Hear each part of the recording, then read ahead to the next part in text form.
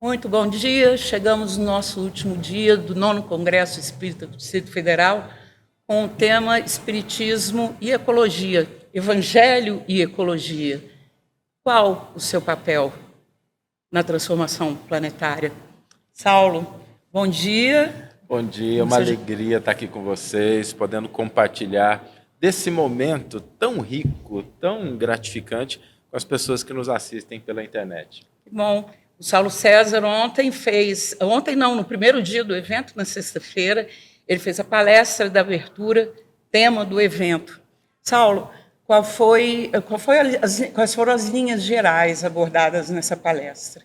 Olha, interessante isso, porque quando eu recebi o tema pela primeira vez, a impressão que a gente tem é assim, poxa, como é que a gente vai correlacionar Evangelho, a Boa Nova e Ecologia? Parecem temas distantes um do outro.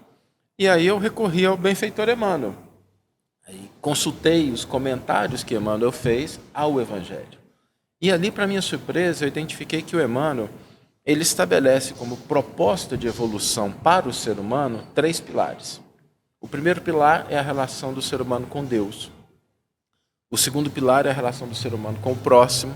E o terceiro pilar é a relação do ser humano com a natureza. Sem esses 3 pilares, a gente não consegue evoluir. E quando a gente lembra da proposta do Mestre, Jesus utilizou a natureza como uma grande metáfora da lei divina. Ou seja, como é que a gente teria uma parábola do semeador sem o ato do cultivo? Como é que a gente teria a parábola do grão de mostarda? Como é que a gente teria as parábolas que falam da natureza, do crescimento? A própria vinda do Cristo foi marcada por um fenômeno natural, o aparecimento de uma estrela.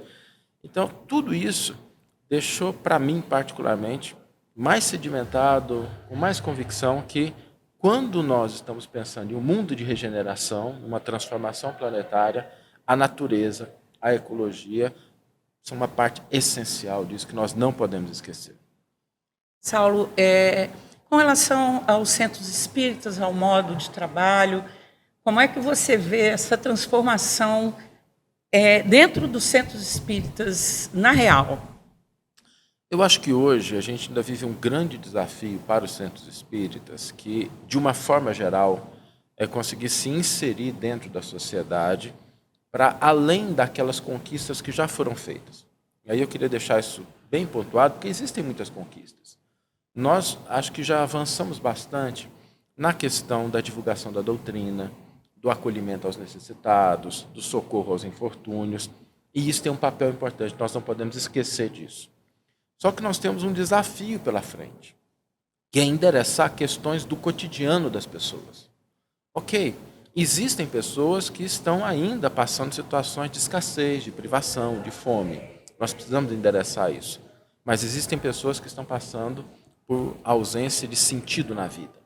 Existem pessoas que estão buscando propósitos. Existem pessoas que estão precisando resolver problemas na sua casa, nos seus relacionamentos, problemas profissionais.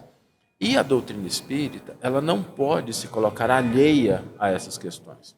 Por que não? Porque no prefácio do livro Caminho, Verdade e Vida, Emmanuel diz que o Cristo não fazia distinção entre o templo e a oficina. O mundo inteiro era um só templo, o seu altar de orações e a sua oficina de trabalho. E os centros espíritas, se têm a pretensão de realmente ser o evangelho redivivo, de trazer a mensagem do Cristo, endereçada com as luzes da doutrina espírita, nós precisamos avançar nessa direção. E esse é o grande desafio. Aqui é que nós ainda temos muita coisa para realizar. Não existem soluções prontas. Cada casa vai precisar entender o contexto que ela está, o público que ela endereça, mas é preciso pensar para além daquilo que nós já conquistamos até o momento. E com relação ao significado espiritual nessa proposta material que o Congresso Espírita do DF traz? Isso é uma coisa interessante, porque Kardec, na questão 132 do Livro dos Espíritos, ele perguntou assim, qual o objetivo da encarnação dos espíritos? Aqui Kardec não se refere à reencarnação, se refere a por que a gente tem que estar lidando com a matéria? Qual que é o sentido disso? Para que a gente vem para esse mundo? E a resposta dos espíritos ela é bem contundente. Dizem assim, Deus lhes impõe a encarnação a fim de fazê-los chegar à perfeição. Então, vamos pensar nisso. O contato do princípio espiritual com a matéria é condição sine qua non para a gente evoluir. Então, quando a gente faz uma distinção artificial entre coisas materiais e coisas espirituais, nós estamos quebrando essa relação que está lá no Livro dos Espíritos. O princípio inteligente, para ele evoluir, ele precisa da experiência no reino mineral, da experiência no reino vegetal. Todo o nosso metabolismo corporal é o resultado da experiência no reino vegetal. Nós precisamos da experiência no reino animal, das nossas emoções que surgem ali, dos instintos, e a gente chega ao estágio da razão. Então, quando a gente fala de ecologia, nós estamos falando do respeito que nós, como indivíduos que já chegamos ao estágio de humanidade, por toda essa trajetória que o princípio inteligente que nós somos hoje passou e outros princípios inteligentes estão passando. Então, eu vejo isso de uma maneira muito bonita, porque é a maneira da gente honrar e valorizar a estrada que nos trouxe até aqui. Todos nós que estamos aqui hoje, só estamos porque a gente passou por esses 3 reinos. Então, como a gente vai desprezar isso e acreditar que a conquista espiritual, a evolução espiritual, ela vai se dar em detrimento do respeito e do cuidado que nós temos que ter com aqueles ambientes pelos quais nós passamos. E, além disso, a vida no planeta é um processo de simbiose, é um ecossistema. Nós acordamos hoje, a gente respirou o ar que as plantas produziram. A gente tomou café, almoçou, jantou, a comida que foi produzida pela natureza. A gente se veste com as coisas que a natureza nos deu. Então, como é que a gente vai separar essas duas coisas? Como é que a gente vai pensar em evolução espiritual sem a gente cuidar, sem o cuidado com a natureza? Na minha visão particular, isso é impossível. Se a gente se afastar dessa dimensão, o risco que a gente corre é de chegar do lado de lá sem ter cumprido a parte que nos cabe.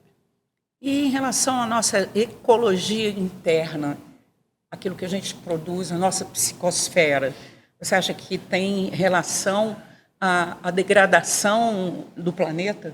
Olha, isso é interessante porque a gente pode abordar essa questão em vários níveis. E existe um livro, não vou entrar no mérito da validade ou não, mas ele tem uma provocação interessante. É um livro que chama assim 10% humano. E ele diz o seguinte: se a gente pegar a quantidade de células no nosso corpo e comparar com a quantidade de micro-organismos que estão vivos dentro do nosso corpo, a quantidade de células representaria só 10%. O restante são outros micro-organismos.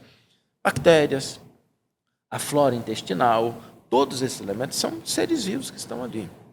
A ciência atualmente começa até a falar no intestino como um segundo cérebro, porque dentro do intestino existe uma microbiota, uma flora intestinal, que determina muito do que são neurotransmissores importantes para o nosso estado de felicidade, nossa saúde, doenças autoimunes. Por que eu estou falando isso? Porque a primeira ecologia que nós temos que cuidar quando a gente fala de nós mesmos é a ecologia do corpo. É o que a gente come, é o que a gente bebe, é como a gente se nutre. Essa é a primeira dimensão, e isso é um grande desafio. Nós vemos o ser humano vivendo cada vez mais. Em 1945, o ser humano vivia 45 anos em média, e hoje nós vivemos 75, são 30 anos a mais. Só que a pergunta não é a quantidade, é como nós vamos chegar nesses anos a mais que nós temos conquistado. Então, existe essa dimensão, esse cuidado, o zelo para com o nosso corpo. E, num segundo nível, o cuidado com a nossa mente. E hoje nós vivemos uma sociedade em que, por incrível que pareça, nós temos uma abundância tanto de coisas materiais quanto de informações. E cabe a nós, como indivíduos, selecionar o que a gente vai trazer para o nosso mundo mental. Porque nós externalizamos aquilo que a gente internalizou. Ninguém dá o que não tem. A nossa saúde física é o resultado de como a gente se nutre, do que a gente faz com o nosso corpo. As nossas emanações mentais são resultado daquilo que entra, que a gente permite que entre na nossa mente. Então não existe essa da pessoa, por exemplo, ela ficar vendo coisas inadequadas o tempo todo na internet, se nutrindo de coisas pessimistas, de notícias ruins, e achar que a psicosfera dela vai ser de luz e paz. Não vai ser. Porque o processo é de absorção e de externalização. Então, nós temos que tomar cuidado com isso. Nós precisamos blindar essas duas dimensões da nossa existência. A gente vai no supermercado, vai numa feira, a gente busca produtos de qualidade, que não estão com data vencida, que não estão estragados, e está tudo certo.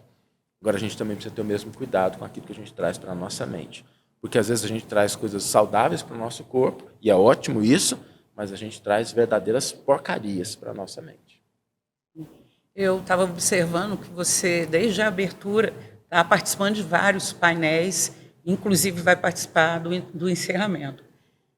Você sentiu uma tônica única, uma tônica de pensamento entre vocês, palestrantes ali?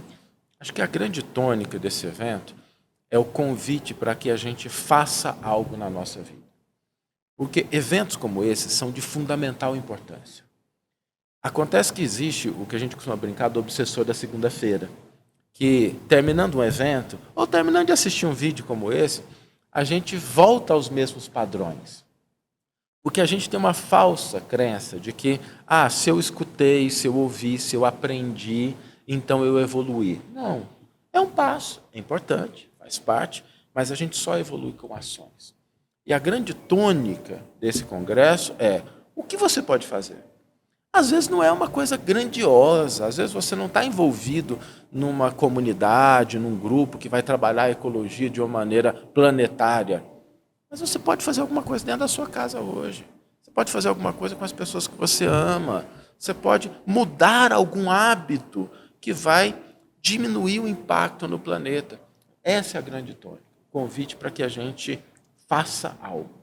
E a gente, de fato, saia daqui com pelo menos alguma ação concreta que a gente possa implementar na segunda-feira e não ceder ao obsessor da segunda-feira.